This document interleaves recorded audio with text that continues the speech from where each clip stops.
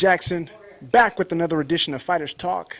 And this evening I'm joined by none other than the man himself, Mike Trinh. TMT, baby. TMT. We're here at Unity Taekwondo, and this is a new venue that I know you from. So what's going on here this evening? What happened was one of my buddy, he trains jiu-jitsu here. I train with over at West Chase, and he had me over here and just just come here, introduce yourself, and do a no-gi class with these guys, and show them a couple of submissions. And this is probably my third time here, and I like to be here. And I know the owner here; he's pretty cool. So it's my third time out here making an appearance out here, and they've been supportive of me, and like I said, they're going to be in a fight. So yeah, we got a good thing going on. Definitely, you have to get the name out and make sure you see. People don't understand this is a business. We're not just fighters. You have to sell yourself. You have to. People want to have to see. They want to see you fight. And if you give them no reason, then You have to be you have to make yourself available. You have to be open, and share your knowledges, and be out there networking with people. The fighters don't understand that. Just train, fight, and die. That's not it. It's a business. At the end of the day, you have to fill the seats for promoters. If they have the bills to pay, you want to fight in great venues. You want to fight in great places like Arena Theater. It takes money, man. It takes to fill the seats. So you have to, your priorities is you have to sell tickets. That's the bottom line. And a lot of fighters, they don't see it that way. They're not there on the social media talking trash and stuff like that, or alienating people. You can't do that, man. It's a business. Now, the fight you have coming up this Friday, it's a rematch. You're taking on the Ginger Ninja, Randy McCullough. Yep. Now, you two fought, I wanted to say, was that Fury 8? I believe, yeah, it is Fury 8, yes, sir. Come on, I know my stuff here. You know everything. You two fought, and it was one of the just it was just a bloody mess, but it was a great fight. Not it was just blood. Overall, the fight, it was a great fight between you two. What did you take from that fight? Even though you came up on the losing end via split decision, what did you take from that fight? I've learned a lot of valuable lessons. You go in there, keep your cool and fight your game. Don't fight your opponent's game. Don't feed into your emotions.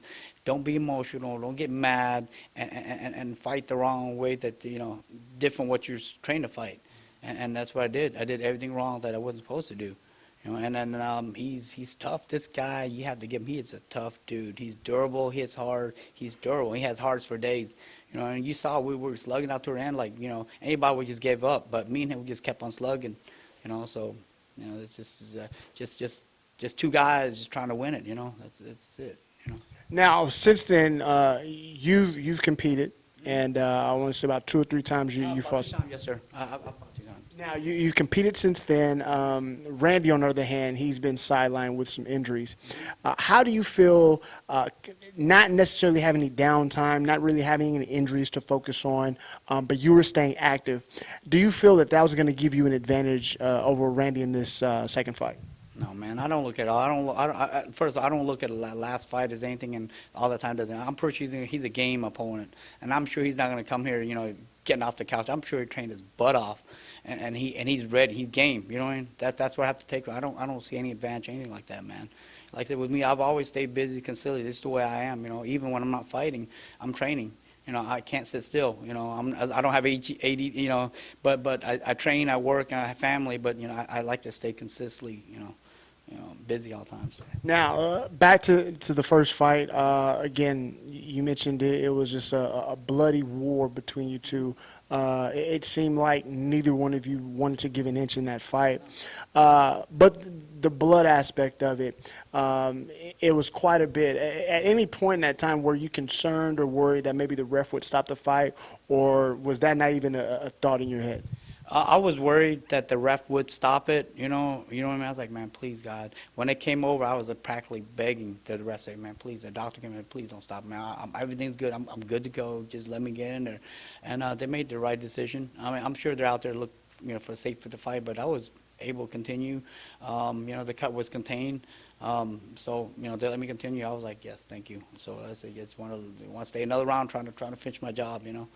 Now, once they read the decision, and again, you came up on the losing end, how disappointed were you in that fight? Even again, it was a great fight. You both left it out there, but how disappointed were you in the decision? I mean, nobody likes to lose, especially, the close one, you know what I mean? And I put my sweat, blood and injury, together. But at the end of the day, you know what I mean? If you do your job right and go in there and finish the guy, you wouldn't have to leave it to the judge. And that's my fault, man. I mean, I have nobody to blame but me, man. People, I blame the judge. Don't blame the judge. If you did your job, the judge wouldn't have to sit there and try to score it, man. Just it. Just take it as a loss. And I wrote on my Facebook, hey, man, the better man won tonight, period. And he won, period. I don't dispute it. I don't say anything about it negative. Now, since then, like I said, you competed twice, and in those two fights, it was the same opponent. You competed in the Legacy cage as well as the Bellator cage against Angel Zamora. Going into those fights, well, even the first fight, what was the mindset knowing that you have just came off this brutal fight with Randy? What was the mindset going into the first fight with Angel? I was like, you like to don't repeat the mistake again. Okay, go in there, fight smart. Be calm, be patient. It's gonna come. It's gonna come, and you saw it. It came. Submission came. Like I said, when you force anything to happen in life, it's not gonna happen your way. If you just things will happen naturally. And then in the second fight, what was going on? Was it a late minute replacement? They couldn't find anybody. What was going on with that fight? I'm not gonna put this guy's name on blast. He accepted the fight, and I think he was just too big to be fighting at that weight. Wow. He took it anyway, and a few days prior, have a rib injury, and we know damn well last week nobody spars last week. But I just got upset, and then they found me another guy, and the guy was just too heavy. I mean, God bless Mick and Colin. They tried everything to try to find replacement. And only body, within that weight, within a few days, 2 days, whatever, was Angel, man. You got to give him. He stepped in, man. Yeah, I mean, he fought me, or he knew I finished him, but he's a gamer, man. So I have utmost respect for him, But he, like I said, I had to fulfill my duty. I signed a contract to fight. I sold all my tickets.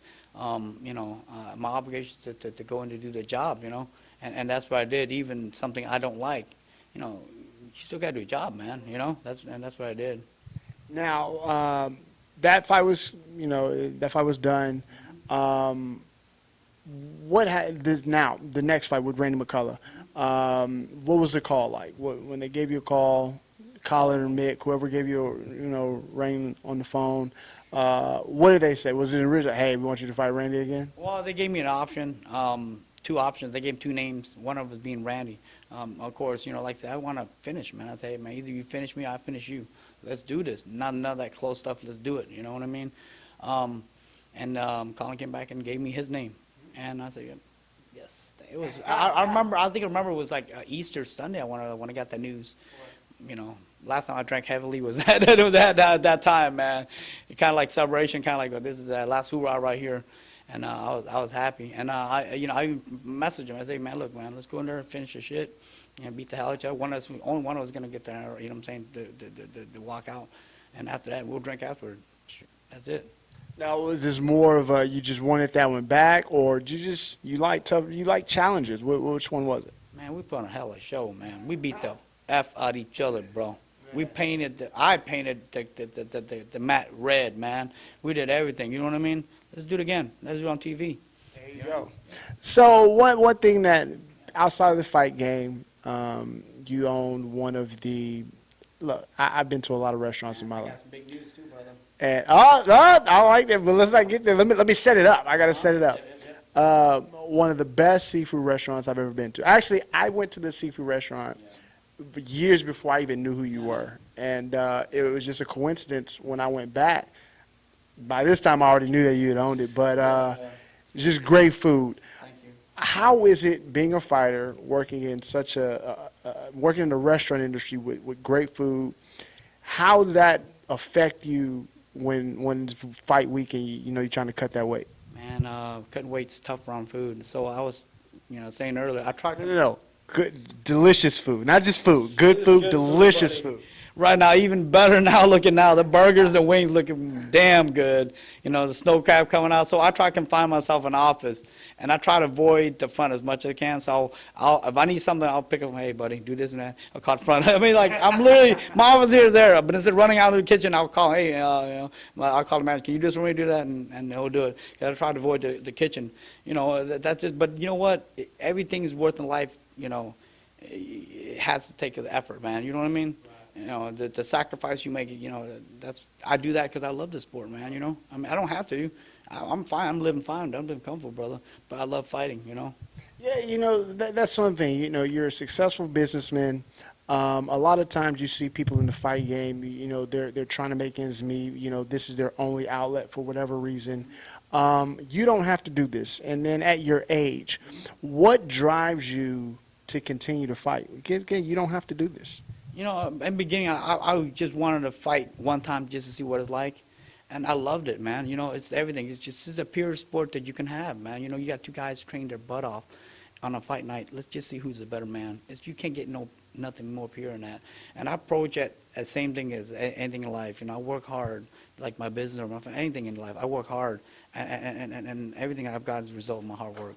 Where I got here in fighting, where I got here in business, it's just through sheer hard work and determination, man. You know, I'm not a gifted athlete. I wasn't very smart in school, believe it or not. But I got to where I got because I just simply work hard. That's the thing, you know.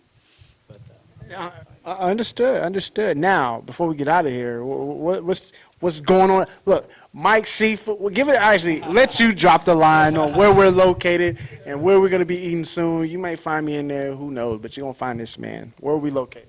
check this out, man. This September marks the 10th year since I've been in this building, not including the 3 years out in the trailer. I've signed a lease across the street. It's going to be bigger. I'm going to have a patio.